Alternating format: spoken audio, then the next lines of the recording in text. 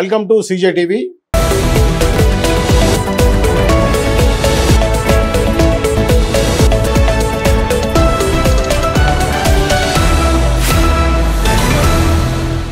ప్రస్తుత రాజకీయ పరిణామాల మీద కేంద్రంలో రాష్ట్రంలో జరుగుతున్నటువంటి రాజకీయ పరిణామాలు ఎలా ఉన్నాయనే దాని మీద మాట్లాడడానికి మన స్టూడియోలో ఉన్నారు తాడూరి శ్రీనివాస్ గారు, బీజేపీ నాయకులు, రాష్ట్ర నాయకులు, అలానే చందు జనార్దన్ గారు.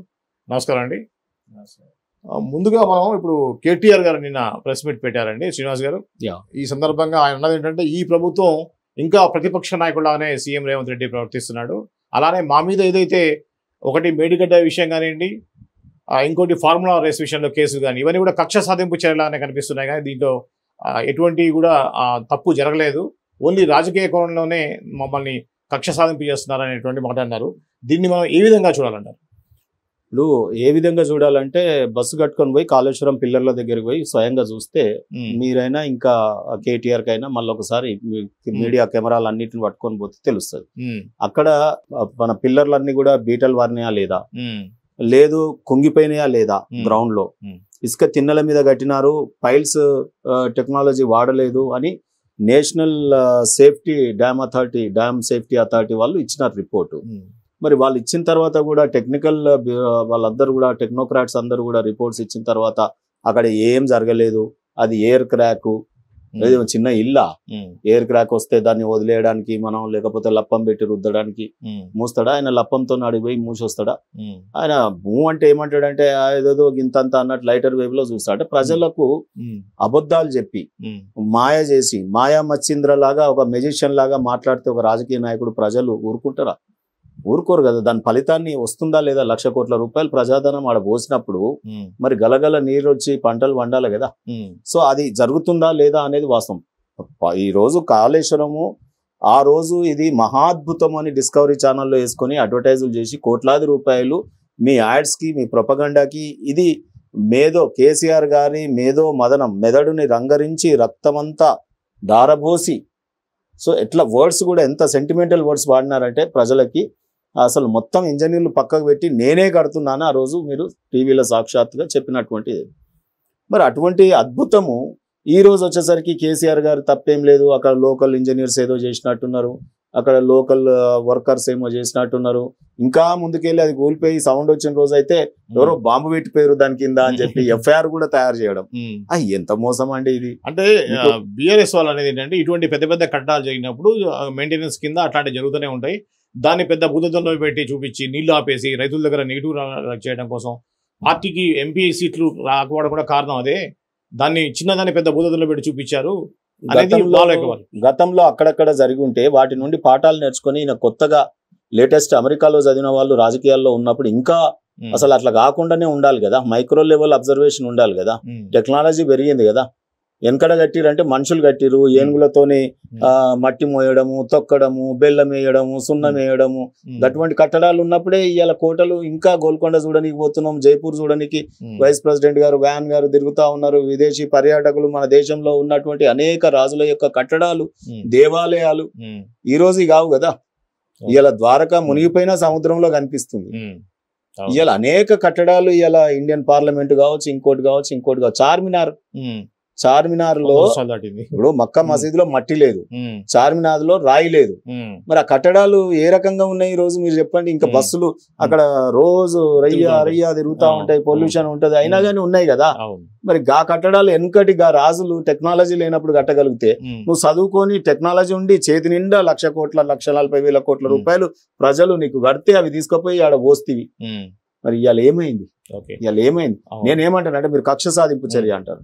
ఇలా గంత ప్రజాధనం 1,40,000 కోట్లు మొక్కు వెండి వాళ్ళ ఎంక్వైరీ జరగాల్సిందే. దీని కక్షగా మీరు కక్ష సాధింపు ఏంటండి? అంటే రేవంత్ రెడ్డి ఆయన అరెస్ట్ చేస్తే కేసు పెడితే నేను బదలాం అవుతా, లేకపోతే నువ్వు అరెస్ట్ చేస్తే నిన్ను బదలాం చేస్తా, ఇది మామూలుదే, మమ్మల్ని కావాలని కక్ష సాధింపు చేస్తారు. ఇది కాదు కదా. వెనకటి రాజకీయ నాయకులు ఏమనేది తెలుసా? అవునా అది కూలిపోతే నిజంగా ఎంక్వైరీ చెయ్యండి, మేం ఎదుర్కొంటాం అనేటోళ్ళని చూసినా గానీ ఈ పిరికి పందల మాటలు ఏంటండి? ఇది మమ్మల్ని రాజకీయ క్షాక్యులు చేస్తుర్రో, మా మీద అనవసరంగా ఇది చేస్తున్నారు అని చెప్పి ఒక ఈ ఏమంటారు వాటిని పిల్లి కూతలు కూయడం ఏంటి నాకు అర్థం కాదు. మీరు చెప్పండి. ఎందుకంటే నాయకులు ఏమనేది దమ్ముంటే ఎంక్వైరీ అంటున్నారు కదా, చేసుకో, నా పదవికి కూడా రాజీనామా చేసేస్తా, మళ్ళా నా మీద ఏమి నేను తప్పు చేయలేదని నిరూపణ జరిగిన తర్వాతనే ఈ పదవిని చేపడతా అని మాట్లాడేటోళ్ళని చూసినాం మనం. చందు గారు, ఇప్పుడు ఈ విషయంలో ముఖ్యంగా మేడిగడ్డ లాంటి విషయంలో కాళేశ్వరం ఇంత తాత్సారం చేయడానికి కారణం ఏంటంటే, ఆల్రెడీ గవర్నమెంట్ వచ్చి కూడా సంస్థ దాటిపోయింది కదా, అక్కడ సెంట్రల్లో బీజేపీ కానివ్వండి, స్టేట్ గవర్నమెంట్ కానివ్వండి, దీని మీద ఫాస్ట్గా చర్య తీసుకోకుండా ఇంకా దాన్ని ఆన్చడానికి కారణం ఏంటంటారు? ప్రాజెక్టు సంబంధించి కేంద్రం నుంచి గతంలోనే దాని మీద పూర్తి స్థాయి విచారణ జరిపించాలి, నివేదిక ఇవ్వాలి, తనిఖీలు జరగటం ఇవన్నీ కూడా జరిగినాయి. అయితే ఈరోజు కేటీఆర్ గారు మాట్లాడిన సందర్భం ఏంటంటే, బీఆర్ఎస్ భారీగా వరంగల్లో నిర్వహిస్తుంది. ఈ సందర్భంగా కేంద్రంలో ఉన్న బీజేపీ ప్రభుత్వం ఆగా మేఘాల మీద నివేదిక ఇచ్చింది. ఆ నివేదికలో వ్యతిరేకంగా అప్పుడున్న ప్రభుత్వానికి వ్యతిరేకంగా ఇచ్చింది. దాన్ని ఇమీడియట్లీగా రేవంత్ రెడ్డి గారి ప్రభుత్వం లీక్ ఇచ్చింది, మీడియాకి ఇచ్చింది అనేది ఆయన మాట్లాడిన అంశం ప్రధానంగా. అంటే కాంగ్రెస్ బీజేపీ కలిసి ఈ ప్రయత్నం చేసింది, ముందుకెళ్ళింది అనేది బీఆర్ఎస్ గారు, కేటీఆర్ గారి వ్యాఖ్య. ఏదైతే ప్రాజెక్టులకు సంబంధించిన అంశంలో ఆ రోజు కేసీఆర్ గారు కానీ బీఆర్ఎస్ ప్రభుత్వం కానీ దాన్ని ప్రతిష్టాత్మక తీసుకుని నిర్మించారు. దానికి ఇప్పుడు అన్న చెప్పినట్టుగా లక్షల కోట్లు ఖర్చు పెట్టినా, లేకపోతే భారీ స్థాయి ప్రచారం జరిపినా, తెలంగాణ ప్రభుత్వం కట్టడాల విషయంలో ముందుకు పోతూ ప్రజలకి నీరు అందించాలి, తాగునీరు, సాగునీరు అందించాలనే ఉద్దేశంతో ముందుకెళ్ళిన ఆ రోజు రాష్ట్రం అంతా స్వాగతించింది. నీటి ప్రాజెక్టులకు సంబంధించిన విషయంలో రైతులకు ఉపయోగపడుతుంది, అదేవిధంగా పేద ప్రజలకు ఉపయోగపడుతుంది, మొత్తంగా రాష్ట్ర ప్రజలకు ఉపయోగపడుతుంది. ఆ యొక్క భూమిలో కానీ ఆ ప్రాంతంలో కానీ నీటికి యొక్క నిల్వలు భూ అంతర్భాగంలో నిల్వ ఉండటానికి అవకాశం ఉంటుందని ఎన్నో రకాల ఆలోచనలు, ఆశయాలు అక్కడున్న ఉన్నతాధికారులు కలిసి ఆ ప్రయత్నాలను చేసి ముందుకెళ్ళిన పరిస్థితులు. అయితే రాజకీయాలు ఎప్పుడు కూడా అధికారం ప్రతిపక్షం అనే నేపథ్యంలో ఆ ప్రాజెక్టుకు సంబంధించిన పిల్లర్స్ ఏదైతే దెబ్బతిన్నా ఉన్నాయో దాని మీద జాతీయ స్థాయిలో దాని మీద అనేక వార్తలు రావటం, మీడియాలో రావటం, చర్చ జరగదు, ఇతర రాష్ట్రాల్లో కూడా చర్చ జరగటం, ప్రధానంగా ప్రతిపక్షాలు దాని మీద తీవ్ర స్థాయిలో విమర్శలు చేయడం అనేది జాతీయ స్థాయిలో దాకా అన్ని రాష్ట్రాల్లో ముఖ్య నాయకుల దగ్గర చర్చ జరిగిన నేపథ్యం. ఈ పరిస్థితుల్లో ఏదైతే నేషనల్ డ్యామ్ అథారిటీకి సంబంధించి నివేదికలు వచ్చినాయి, వచ్చినప్పుడు ఏంటి, ఆ ప్రాజెక్టు నిర్మాణానికి వ్యతిరేకంగా వచ్చిన నేపథ్యం ఉంది. ఈ నేపథ్యాన్ని బీఆర్ఎస్ నాయకత్వం తీవ్రంగా వ్యతిరేకిస్తుంది. రాజకీయ కోణంలోనే ఇది ఇప్పుడు ఈ సందర్భంలో బయటకు వచ్చింది. అంటే రెండు రకాలు తీసుకోవచ్చు. అది ఏ సందర్భంలో వచ్చినా నివేదిక అనేది ఇంపార్టెంట్, దాని మీద విచారణ జరగడం, దానికి సంబంధించిన నిపుణుల కమిటీ దాని మీద పూర్తి స్థాయి విచారణ జరిపి అసలు ఆ ప్రాజెక్టు ఏ విధంగా ముందుకు తీసుకెళ్ళాలి, అంటే పిల్లర్స్ యొక్క పరిస్థితి ఉంది, డ్యామేజ్ ఏ స్థాయిలో జరిగింది, దాని ద్వారా తద్వారా రాష్ట్రానికి నష్టం కలగకుండా ఆ ప్రాంతాల్లో ప్రాజెక్టు దెబ్బతిని అసలు అది పూర్తి స్థాయి నిర్వీర్యమయ్యే పరిస్థితి. అంటే ప్రాజెక్టు కానీ ఒకసారి కూలిపోతే ఆ చుట్టుపక్కల చాలా నష్టం జరిగే పరిస్థితి ఉంటుంది, ప్రాణ నష్టం జరిగే పరిస్థితి కూడా ఉండే పరిస్థితి ఉంటుంది. ఆ నష్ట నివారణ ఏ విధంగా తీసుకోవాలనేది కేంద్ర ప్రభుత్వం ఆలోచిస్తుంది, అదేవిధంగా ఆ డ్యాముకు సంబంధించిన అథారిటీ కూడా ఆలోచిస్తుంది, సేమ్ టైం రాష్ట్ర ప్రభుత్వం కూడా ఆలోచిస్తుంది, అప్పుడు కట్టిన నాయకత్వం కూడా ఆలోచించే పరిస్థితి ఉంటుంది. ఈ పరిస్థితుల్లో బీఆర్ఎస్ పార్టీ ప్రతిష్టాత్మకంగా 10 లక్షల మంది కార్యకర్తలతో రజతోత్సవ ఉత్సవాలు జరుపుకుంటున్న నేపథ్యం, రజతోత్సవ ఉత్సవాలు జాతీయ స్థాయిలో దాన్ని ముందుకు తీసుకెళ్లే నేపథ్యం, బీఆర్ఎస్ అధినేత కేసీఆర్ జాతీయ, అంతర్జాతీయ, సేమ్ టైం రాష్ట్ర స్థాయిలో ప్రసంగాలు, అదేవిధంగా జాతీయ స్థాయిలో ఉండే రాజకీయ పరిస్థితుల మీద మాట్లాడే విధానం, ప్రాంతీయ పార్టీగా రాష్ట్రంలో అధికారంలో ఉన్న కాంగ్రెస్ మీద కానీ జాతీయ స్థాయిలో ఉన్న బీజేపీ మీద కానీ ఆయన మాట్లాడే పరిస్థితి ఉన్న నేపథ్యం, మొత్తంగా చూసుకుంటే రాబోయే కాలంలో బీఆర్ఎస్ ఏ విధంగా ముందుకు పోతుంది అనే నేపథ్యాన్ని ఇప్పుడు ఆయన తీసుకెళ్తా ఉన్నారు. ఇప్పుడు ఆయన ఇచ్చిన ఆ ఈనాడులో వార్త కూడా అది ఇంటర్వ్యూ, అది బీఆర్ఎస్ రజతోత్సవ ఉత్సవాల సందర్భంగా కేటీఆర్ గారు ఇచ్చిన ఇంటర్వ్యూలో దానికి సంబంధించిన అంశాన్ని మాట్లాడారు. ఇంటర్వ్యూ సందర్భంగా జనరల్గా ఇంటర్వ్యూ అంటే బీఆర్ఎస్ పార్టీకి సంబంధించి ఆ పార్టీ ఎలా ప్రారంభమైంది, ఉద్యమాలు ఏంటి, నేపథ్యం ఏంటి, రాబోయే కాలంలో ఎవరు నాయకత్వం వహిస్తారు, వర్కింగ్ ప్రెసిడెంట్ గా ఉన్న కేటీఆర్ గారు రాబోయే కాలంలో నాయకత్వ బాధ్యతలు చేపడతారా, అధ్యక్షుడిగా చేపడతారా, లేకపోతే ముఖ్యమంత్రిగా అభ్యర్థిగా ప్రకటిస్తారా, రాష్ట్రంలో ఉన్న పరిస్థితులు ఏంటి, స్థితిగతులు ఏంటి, రాష్ట్ర ప్రభుత్వ పనితీరు ఎలా ఉంది అనే దాని మీద ఫోకస్ చేస్తూ జరిగే సభ అది. అదే కాకుండా ప్రభుత్వం ఓడిపోయిన తర్వాత, బీఆర్ఎస్ పార్టీ ఓటమి పాలైన తర్వాత, కాంగ్రెస్ పార్టీ అధికారంలోకి వచ్చిన తర్వాత కేసీఆర్ వర్సెస్ రేవంత్ రెడ్డి గారు కొనసాగే నేపథ్యంలో రేవంత్ రెడ్డి గారు ముఖ్యమంత్రి అయ్యారు. ఎవరైతే కేసీఆర్ గారు పదే పదే ఢీకొట్టిన నాయకత్వం, అదేవిధంగా జైలుకి కూడా పంపించిన నాయకత్వం రేవంత్ రెడ్డి గారు. అటువంటి నాయకుడే కేసీఆర్ గారి ప్రధానమైన శత్రువు అయిన రేవంత్ రెడ్డి గారు ముఖ్యమంత్రి అవటం, తెలంగాణలో కాంగ్రెస్ పార్టీ అధికారంలో రావటం, ఆపోజిట్ గా రేవంత్ రెడ్డి గారు ప్రధాన భూమిక వహించడం. ఏదైతే ఆ 5 సంవత్సరాల పాటు రేవంత్ రెడ్డి గారు తీవ్రంగా బీఆర్ఎస్ మీద పోరాటాలు చేశారో, అనేక అంశాలు తెర మీదకి తెచ్చారో, ఆ అంశాల మీద రేవంత్ రెడ్డి గారు కోర్టులో కానీ లేకపోతే బయట కానీ ఆర్టీఐ ద్వారా కానీ ధర్నాల్లో కానీ అనేక అంశాలు తెర మీద వచ్చి ప్రశ్నించడం జరిగిందో ఆయనే ముఖ్యమంత్రి అయ్యారు. ఈ నేపథ్యంలో ప్రతిష్టాత్మకంగా బీఆర్ఎస్ రజతోత్సవాలు అనేది జరుగుతున్నాయి. జరిగే క్రమంలో ఇప్పుడు కేటీఆర్ గారు ఈ సందర్భంగా స్పందించారు. ఆ స్పందించే నేపథ్యంలో సాక్షాత్తు వాళ్ళు ప్రతిష్టాత్మకంగా తీసుకున్న ప్రాజెక్టుకు సంబంధించి అప్పుడు రాష్ట్ర ప్రభుత్వం ద్వారా తప్పు జరిగిందనే నేపథ్యంలో ఆయన ఆ కేంద్ర ప్రభుత్వం నుంచి వచ్చిన నివేదిక ఉన్నది. దీన్ని బీజేపీ కాంగ్రెస్ కలిసి బీఆర్ఎస్ మీద కుట్ర చేస్తూ ముందుకు తీసుకెళ్లడానికి ఈ నివేదిక ఈ సమయంలో వెలుగులోకి వచ్చిందనే చెప్తా ఉన్నాయి. అంటే సందర్భం ఏదైనా ఇప్పుడు వచ్చినా, నెల తర్వాత వచ్చినా, 2 నెలల తర్వాత వచ్చినా నివేదిక అనేది నివేదిక. ప్రాజెక్టుని సరి చేయాల్సిన అవసరం కేంద్ర ప్రభుత్వం భావిస్తే రాష్ట్ర ప్రభుత్వం కేంద్ర ప్రభుత్వం ఇద్దరు సహకారంతో అది ముందుకు పోవాల్సిన అవసరం ఉంటుంది. రాష్ట్ర ప్రభుత్వం కోరితే కేంద్రం నిధులిచ్చే పరిస్థితి ఉంటుంది, లేదా కేంద్రం ముందుకు రాష్ట్ర ప్రభుత్వం దానికి ఇద్దరు సమన్వయంతో ముందుకు పోవాల్సిన అవసరం ఉంటుంది. అంత పెద్ద ప్రాజెక్టుకు సంబంధించిన అంశంలో దాన్ని రాజకీయ కోణంగా బీఆర్ఎస్ పార్టీ నాయకత్వం భావిస్తా ఉంది. దాని మీద కేటీఆర్ గారు విమర్శలు చేస్తారు. అంటే ఇప్పుడు కాంగ్రెస్ పదే అనేది ఏంటంటే బీజేపీ బీఆర్ఎస్ ఒకటే, ఇక్కడ కొట్లాడుకున్నా ఢిల్లీకి వెళ్ళి ఒకళ్ళు ఇచ్చేస్తారు అనేది ఉంది కదా, దాన్ని తిప్పికొట్టడం కోసమే కేంద్ర ప్రభుత్వం ఇది మేము బీఆర్ఎస్ తో లేవని చెప్పడం కోసం ఇది ఒక సంకేతంగా చూడొచ్చా అండి శ్రీనివాస్ గారు? టెక్నోక్రాట్స్ ఇచ్చినటువంటిది అది. అదేమన్నా పోలీస్ డిపార్ట్మెంట్ ఇచ్చిందా, స్టేట్ పోలీస్ ఇచ్చిందా? సో అక్కడ టెక్నికాలిటీ ఉంది, అక్కడ మిస్టేక్ జరిగింది. డ్యామ్ సేఫ్టీ అథారిటీ దాన్ని ఇప్పుడు చేయడానికి వీల్లేదు. చెయ్యాలంటే ఇగో ఈ 7 పిల్లర్లు తీసేయాలి, దాన్ని కింద పైల్స్ టెక్నాలజీ చేయాలి. మీరు ఒక్కటి చెప్పండి, మీరు ఇల్లు కడితే మీ భూమి ఏ రకంగా ఉందో వచ్చి కనీసం అవగాహన లేని మోస్ట్ సాయిల్ టెస్ట్ చేస్తారు. మరి ఆ సాయిల్ టెస్ట్ చేసినప్పుడు ఇప్పుడు చెరువుల హైడ్రా అంటున్నారు, చెరువులో కడితే ఇసుకుంది అనుకోండి, దానికి ఒక టెక్నాలజీ ఉంటుంది, పైల్ టెక్నాలజీ. ఇప్పుడు నదిలో కట్టేటటువంటి ఇది నువ్వు దాన్ని మొత్తం ఒక పెద్ద డ్యామ్ లాగా కట్టేస్తే మరి ఏ రకంగా బ్యారేజ్ డ్యామ్ లాగా నీళ్లు నిలిచి కొట్టుకోపోకుండా ఉంటదా? రెండోది నేనేమంటున్నా, ఇక్కడ మీరు ఒకటి గమనంలో తీసుకోండి. అన్నగారు చెప్పినారు ఈ రోజు రజతోత్సవ సందర్భాలలో వర్కింగ్ ప్రెసిడెంట్ గా కేటీఆర్ గారు మాట్లాడుతున్నారు. ఏం మాట్లాడాలి? నిజంగా వారు చక్కగా ఉదహరించినారు.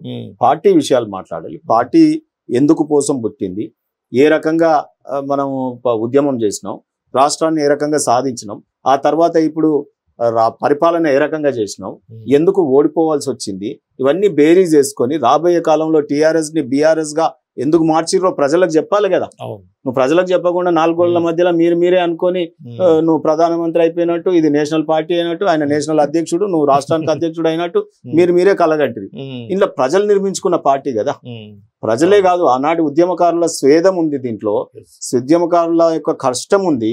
అనేక మంది ఈ మధ్యలో వచ్చి మధ్యలో జొరినోడు మంత్రులు అయిపోయి ఈ రోజు అనేక పప్పు బెల్లల్లాగా ప్రైవేట్ యూనివర్సిటీలు వారి అన్ని వీరిన్లు గాని వారిన్లు గాని చూస్తే తెలంగాణ రాష్ట్రం ఏర్పడక ముందు వీరు ఇల్లు ఏ రకంగా ఉంది, వీరి ఆభావాలు, వీరి నడవడి, వీరి క్యారెక్టరు, వీరి మాటలు ఏ రకంగా ఉన్నాయి, ప్రభుత్వంలోకి వచ్చినాక ఏ రకంగా ప్రజలకు దూరమైనారు, మాటలు ఏ రకంగా మారినాయి, ఏ అహంకారపూరితమైన భాష వాడినారు, ఎందుకు ప్రజలు ఈ రకమైన తీర్పు ఇచ్చినారు. ఇప్పటికంటాడు ఆయన ప్రజలు నోట్లో మట్టి కొట్టుకున్నారట, వాళ్ళు తినే ప్లేట్ లో వాళ్ళే మట్టి పోసుకున్నారు. ఎవరన్నా ప్రజలు వాళ్ళు తినే ప్లేట్ లో వాళ్ళు మట్టి పోసుకుంటారా? ఒక్కసారి మీరు చెప్పండి, మీరు తినే ప్లేట్ లో మీరు మట్టి పోసుకుంటారా? వాళ్ళు మట్టి పోసుకున్నారట. నీ తినే ప్లేట్ లో మట్టి ఎట్లా పడ్డదో నువ్వు ఆలోచన చెయ్యి. అధికారం ఎలా కోల్పోయారు అనేది కాదా? అంతే కదా. ఇప్పుడు ప్రజల్ని నిందిస్తే లాభం ఏంది? ప్రజలు ఆలోచిస్తారు, విచక్షణతో ఓటేస్తారు. ఎన్నికలలో ఫలితం వచ్చింది, నువ్వు తప్పు చేసినావంటే ఎట్లా నాకు అర్థం కాదు. మళ్ళీ వీళ్ళే మళ్ళీ కేసీఆర్ నే రావాలంటున్నారు. గతంలో ఇట్లే అన్నారు సారు కారు పదారు అని. మళ్ళా సారు రావాలి అంటే ప్రజలకు ఈ మాటలతోనే పోతా ఉంది. నేను అనుకుంటున్నా కేటీఆర్ గారు ఈ రోజు ట్విట్టర్ కంపెనీకి పోయి రెజ్యూమ్ ఇస్తే, ఇగో నేను గిన్ని ట్వీట్లు గింత రకం ఇస్తా, ప్రజలు ఈ రకంగా చూస్తారు, నాకు జాబ్ ఇయ్య అని చెప్పి అక్కడ పోయి జాబ్ తీసుకుంటే సరిపోతుంది. ఎమ్మెల్యే జాబ్ గానీ, వర్కింగ్ ప్రెసిడెంట్ గానీ, ముఖ్యమంత్రిగా పనికిరాడు, ట్విట్టర్ లో ఒక ఎంప్లాయీగా పనికొస్తారు. సో రెండోది నేను ఏం చెప్తా ఉన్నా అంటే, ఇరిగేషన్ మీద మాట్లాడాల్సి వచ్చినప్పుడు, కాళేశ్వరం ప్రాజెక్టు గురించి మాట్లాడాల్సి వచ్చినప్పుడు దెన్ ఇరిగేషన్ మినిస్టర్ ఎవరండి? చెప్పండి, మీరు చెప్పండి. మరి ఎవరు సమాధానం చెప్పాలండి? లోపలికి పోతే ఎవరు పోతారండి? నీకేమున్నది, నువ్వు పార్టీ ప్రెసిడెంట్, ఎందుకు లిక్కి పడుతున్నావు నాకు అర్థం కాదు. అన్ని మీదేసుకొని మాట్లాడతావు, అన్ని తానే మాట్లాడతావు. ఇవాళ ఏ మంత్రులు, ఎక్స్ మినిస్టర్, వ్యవసాయం వస్తే ఎక్స్ వ్యవసాయ శాఖ మంత్రి మాట్లాడొచ్చు కదా నీ పార్టీలో ఉన్నోళ్ళు, లేకపోతే క్రీడల శాఖ ఉంటే క్రీడల శాఖ మంత్రి మాట్లాడొచ్చు కదా. ఇప్పుడు పశు సంవర్ధక శాఖలో కేసులు అయినాయి, శ్రీనివాస్ యాదవ్ గారు మాట్లాడాలి. ఎక్సైజ్ లో ఏమన్నా జరిగినాయి, పద్మారావు గారు మాట్లాడొచ్చు, ఇంకెవరన్నా మాట్లాడొచ్చు. అందరు ఉన్నారు కదా, నిరంజన్ రెడ్డి గారు ఉన్నారు కదా, వీళ్ళు ఉద్యమకారులే కదా, వీళ్ళెవరు మాట్లాడకూడదు. మొత్తం పార్టీదైనా కేటీఆర్ మాట్లాడాలి, లేకపోతే మండలిలో మాట్లాడితే కవిత గారు మాట్లాడాలి, అసెంబ్లీలో మాట్లాడితే బాబుబొమ్మర్దులు మాట్లాడాలి, ప్రజా సమూహంలో మాట్లాడితే రేపు కేసీఆర్ గారే మాట్లాడాలి. ప్రతిపక్షంలో ఉన్నా కూడా ఇంకా కుటుంబ ఇదే నడుస్తుంది. వన్ ఫ్యామిలీ షో అధికారంలో ప్రతిపక్షంలో ఒక పార్టీ కాదు అది. పార్టీ అంటే గతంలో మంచిగా తెల్ల ధోతీలు వేసుకొని, తెల్ల బట్టలు వేసుకొని, కింద కూర్చొని, సాపల మీద టోపీలు పెట్టుకొని భారతదేశం కోసం అనేక మంది సీనియర్స్ చర్చలు చేసుకుంటారు. అటువంటి ఫోటోలు ఏడ కనిపిస్తున్నాయి సార్ మనకి? ఇక నా పేపర్లు ఉన్నాయి, నా మీడియా సంస్థలు ఉన్నాయి కాబట్టి నా ఫోటో వేసుకుంటా, నా ఇష్టం ఉన్నది రాస్తా అన్నట్టు రాస్తున్నారు అంతే. నేను ఏమంటున్నా, అక్కడే ఫెయిల్యూర్ ఉంది. ప్రజలకు ఇవన్నీ అర్థమవుతున్నాయి. ఇప్పుడు వెనకటి రాజ్యం కాదు ఇది. వాళ్ళు అనుకుంటున్నది ఏంటంటే, తెలంగాణ పోరాటం చేసుకున్న తెలంగాణలో ప్రజలు నిశితంగా గమనిస్తారు. ఇప్పుడు మీ ఇంటికి వస్తే నాకు అన్ని పెడతావు సార్, బిర్యానీ పెడతావు, స్వీట్ పెడతావు, వెళ్ళిపోయేటప్పుడు పాన్ ఇస్తావు, డబుల్ కా మీఠా ఇస్తావు, అన్ని ఇస్తావు. కానీ నేను ఇక పోయేస్తా అని చెప్పినప్పుడు నువ్వు నీ సోఫాలనే కూర్చొని నేనే డోర్ తీసుకొని, నేనే కింది దాకా పోయి, నేనే గేట్ తీసుకొని వెళ్ళిపోతే ఏమనిపిస్తుంది? ఈయనకే ఉన్న హైదరాబాద్ తిండి మాకు లేదా, దొరకదా మాకు? ఈయన గంత అగౌరవపరుస్తాడా పోయేటప్పుడు? ఇక్కడ ప్రజలు ఆత్మగౌరవం, ఒక గౌరవాన్ని కోరుకుంటారు. నువ్వు ఎంత పెట్టినవని కాదు, నువ్వెంత సంక్షేమం చేసినవని కాదు, ఆత్మ గౌరవం ఎంత ప్రజలకు ఇస్తున్నావు అనేది, నీ భాష, నీ యాస, నీ మాట. కేసీఆర్ గారే చెప్తారు కదా, అరే గెలవంగానే రేబాన్ గ్యాసులు పెట్టుకుంటారు, బట్టలు ఇట్లా వేస్తారు, అట్లా వేస్తారు. నీ భాష మారాలి కదా. కేటీఆర్ గారు నేను ఏమంటున్నంటే, ఈ ప్లీనరీ వారు అన్నట్టుగా ఏ రకంగా ఉండాలంటే, రేపు రాబోయే కాలానికి మేము యువతకు అవకాశం ఇస్తాం, మేము కేటీఆర్ గారిని పార్టీ ప్రెసిడెంట్ గా చేస్తాను, లేకపోతే ముఖ్యమంత్రి కాబోయే ముఖ్యమంత్రి కేటీఆర్ అని ఎన్నికలకు నిజంగా దమ్ము ధైర్యం ఉంటే, నిజంగా కూడా వీళ్ళకి, ఈ పార్టీకి రేపు ప్లీనరీలో రేపు కాబోయే ముఖ్యమంత్రి మళ్ళీ కేసీఆర్ అనే చెప్తారు. ఇప్పుడు చెప్తారు, అవును, ఇంకా అదే వాడుకుంటారు. ఎందుకంటే అంతో ఇంతో సరే ఎవరైనా, ఇప్పుడు నేనైనా మాట్లాడేటప్పుడు జర కేసీఆర్ అనాలంటే వెనక ముందు ఆలోచిస్తాను. ఇప్పుడు ఎందుకంటే కేటీఆర్ ఎందుకు అనగలుగుతాం అంటే, ఆయనకన్నా సీనియర్లో మా పార్టీని పెట్టింది మేము, ఫౌండర్స్. అర్థమైందా? దానికి శ్రమ దారబోసింది మేము, పోలీస్ దెబ్బలు తిన్నది మేము. 2009లో కదా వీళ్ళైనా, జేఏసీ రూపంలో కోదండరామరెడ్డి గారు అయినా, ఈ పార్టీ, ఈ జెండా, ఇవన్నీ కూడా పోరాటం చేసింది. నిజంగా కూడా నేను గొప్పగా ఏమంటే, ఆ రోజు టిఆర్ఎస్ పార్టీలో పనిచేసిన ఉద్యమకారులే గొప్ప నాయకులు అనొచ్చు, వాళ్ళు గొప్ప ఉద్యమకారులు అనొచ్చు. 2009లో ఉద్యమం ఉధృతమైతుంటే అనేక కాలువలు వచ్చి కలిసినాయి. సో ఆ రూపంలో ఇప్పుడు ఎట్లయిపోయిందంటే, ఉద్యమకారులు అంటే ఎవరో వాళ్ళే అయినట్టు, ప్రభుత్వాలు వాళ్ళనే పిలిచినట్టు.